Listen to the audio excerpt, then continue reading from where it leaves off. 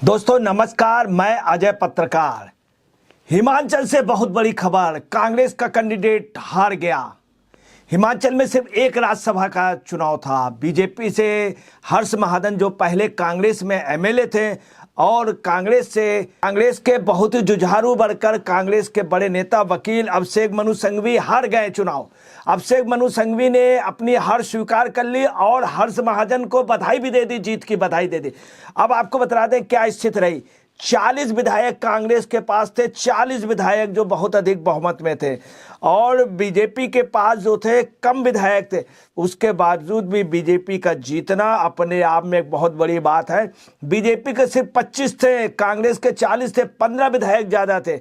और कांग्रेस को इसके अलावा 3 विधायक निर्दलीयों का भी सपोर्ट था, परंतु पलट गया। कांग्रेस का 43 से 25, 18 के अंतर के बावजूद भी बीजेपी का जीत जाना कांग्रेस के साथ, इसके मतलब भगदड़ मच गई।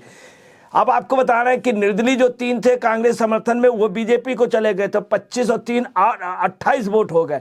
और कांग्रेस के 9 वोटों ने, मतलब कांग्रेस गठबंधन के 9 वोटों ने बगावत कर दी कांग्रेस से, जिसमें 9 वोट उस पर चले गए, जिसमें 6 कांग्रेस के थे और 3 कांग्रेस समर्थक 9। अब रिजल्ट क्या हुआ कि 34 दोनों के हो गए, कांग्रेस के भी 34 हो गए, अभिषेक मनु सिंघवी के भी 30। अब यहाँ पे एक बात हुई कि एक बीमार व्यक्ति वोट देने आए थे विधायक, उनको लेकर के पचड़ा पड़ा रहा। अगर आपको बताना है कि अगर उस हिसाब से मतदान होता तब भी हर्ष महाजन जीत रहे थे। इसके बाद जब 34 दोनों के वोट्स आए, इसके बाद ये हुआ क्या होना चाहिए, तब अभिषेक मनु सिंघवी ने कहा कि टास्क करा लीजिए, और वो टास्क कराया गया। अभिषेक मनु सिंघवी ने उसको एक्सेप्ट किया। उसके पहले टास्क के पहले उन्होंने हाँ भरी, और उस टास्क को जब किया गया, ड्रॉ किया गया, तो हर्ष महाजन के फेवर में हुआ। उसके बाद अभिषेक मनु सिंघवी ने उनको अपने बधाई दी और उनको जीत की बधाई दी, उनको जीता माना। साथ में उन्होंने अपनी हार को स्वीकार कर लिया है और उन्होंने कांग्रेस को भी धन्यवाद दिया कि कांग्रेस ने हमको चुनाव लड़ाया था, परंतु उन्होंने एक चिंता व्यक्त की कि 9 लोगों का जाना ये बड़ा दुखद है। दूसरी बात, कांग्रेस पे उनका व्यंग करते हुए भी था कि कांग्रेस को भी मैं धन्यवाद दे रहा हूं कि वो ये जान नहीं पाए कि इतनी बड़ी भगदड़ 9 विधायकों ने, विधायक पलायन कर जाएंगे, इसकी उनको चिंता भी लगी। और कांग्रेस पे व्यंग भी किया और उन्होंने नेतृत्व को जहां बधाई दी, वहीं नेतृत्व को एक प्रकार से कटाक्ष और तंज भी किया कि 9 विधायकों का जाना। अब आपको इसके बाद और पोजीशन वो हो गई, हिमाचल में सरकार भी जा रही है, चली गई है। आप मान लीजिए अविश्वास प्रस्ताव के लिए कांग्रेस के नेता हर्ष महाजन ने कह दिया है कि अविश्वास प्रस्ताव लाएंगे और हिमाचल में सरकार चली गई। इसके अलावा आपको बता दें, इस रिजल्ट आने के तुरंत ही बाद और इसके पहले जो 9 विधायकों ने उनसे पलायन किया, बगावत की और भाजपा के फेवर में आ गए, कांग्रेस अलर्ट हो गई। दिल्ली से लेकर के हिमाचल तक पूरी कांग्रेस अलर्ट है। उन्होंने अपने जितने विधायक मतदान किए थे उन सबको अपने पास प्रिजर्व कर लिया, सभी को एक गाड़ी लेकर के गुप्त स्थान पे ले जाना है, चूंकि उसमें भी भगदड़ मची हुई है। उसमें भी 5-6 विधायक जो हैं विरोध कर रहे हैं, वो कह रहे हैं कि मैं इनको किसी भी सूरत में सुक्खू को चीफ मिनिस्टर नहीं देखना चाहता हूं। अब आपको बता रहे, कांग्रेस ने सारे विधायकों, कुछ विधायक इनके साथ जाना नहीं चाहते थे, मगर सभी को लेकर के ये किसी गुप्त स्थान पे होटल पे ले गए। सारे अपने विधायकों को कांग्रेस ने कह दिया है कि कोई भी विधायक घर नहीं जाएगा, किसी को भी, कोई भी किसी से फोन से बात नहीं कर पाएगा। सभी को उन्होंने, वहीं विधायकों के परिवार के लोग कह रहे हैं कि हमारे उनको बंधक बना लिया गया। विपक्ष के लोग व तमाम लोग कह रहे हैं बंधक बना लिया। वहाँ की स्थिति बहुत खराब है। हर्ष महाजन ने स्पष्ट कर दिया है कि हम अविश्वास प्रस्ताव लाएंगे और सुक्खू वहां से मुख्यमंत्री पद से हट गए।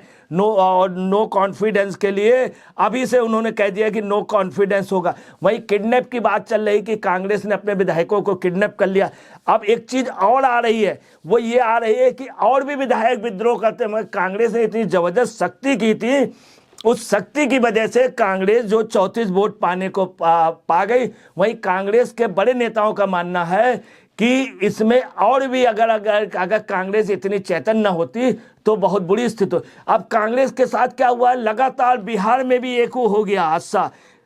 बिहार में कांग्रेस का एमएलए चला गया बीजेपी में और बिहार में कांग्रेस के 2 एमएलए चले गए। वो एमएलए चले गए जो बहुत मजबूत पोजीशन में कांग्रेस में थे, जिनकी अपनी आधार था।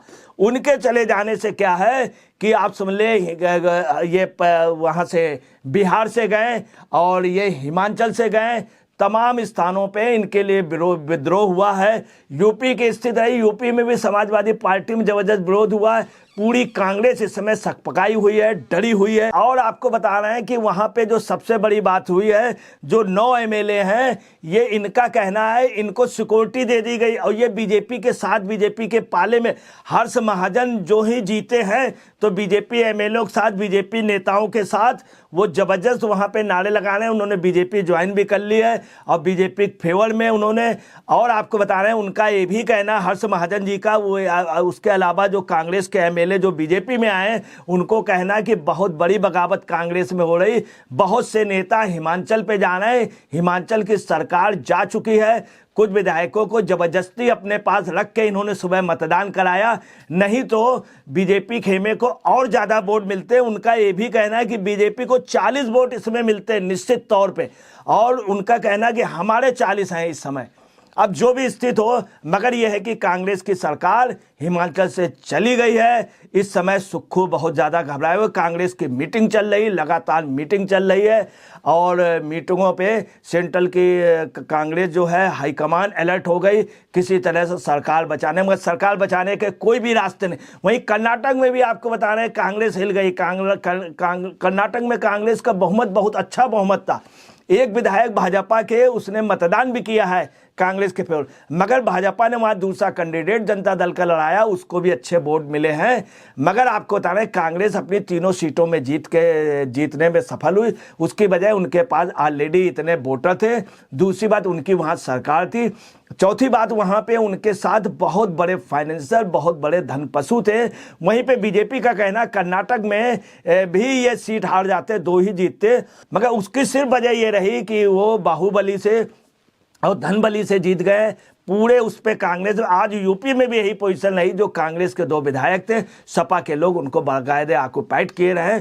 उनका भी मन जो था इनके फेवर में नहीं था, इनके फेवर में। और आपको बता रहे हैं कि वो इस राज्यसभा के चुनाव के बाद हो सकता है कि पार्टी के लिए, पार्टी के से बगावत की सोचे।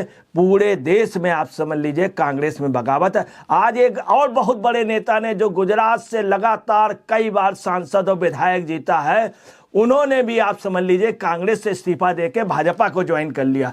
वहीं आपको बताना है कि यूपी से सपा की खबर यह है कि रेवती रमन जी भी खिलाफ हो गए, मनोज पांडे खिलाप हो गए, तमाम लीडर खिलाफ हो गए, रविंद्र चतुर्वेदी खिलाफ हो गए।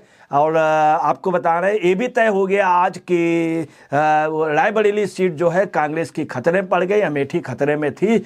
यूपी का भी चुनाव परिणाम ये सब 2024 में, इससे भाजपा को बहुत बड़ी सफलता मिलेगी।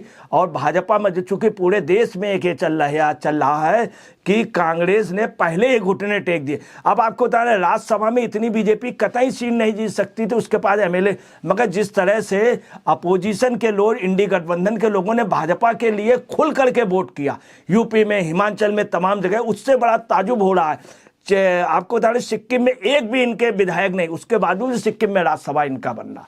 यही पोजीशन उड़ीसा में इनका एक लीडर को वो राज्यसभा सदस्य बना रहे हैं। तीसरी बात आपको बताना है कि ये पोजीशन इन्होंने कई सीटें जो जीत नहीं सकते थे उसमें भाजपा जीतना, जैसे हिमाचल में और इसमें इसका क्या नाम यूपी में, तमाम जगह।